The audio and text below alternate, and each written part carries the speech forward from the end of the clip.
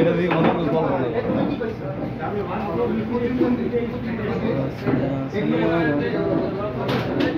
গতকাল দেশ গণ অভ্যুত্থানের কারণে মিষ্টি শেষ হয়ে গেছে, তাই আজকে আবার মিষ্টি।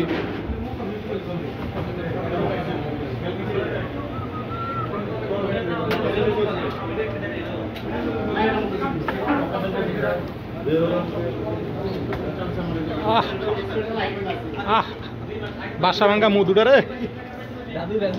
হ্যাঁ আর এইটি এক গ্লাস খাইলে পেটটা অনেক মজা আছে। না না না বুঝি বুঝি বাসা ভাঙ্গা মধু হইসা বাসা ভাঙ্গার মধুর দাম। হা হা হা হা হা। কয় কেজি কিনলি? কে লেগে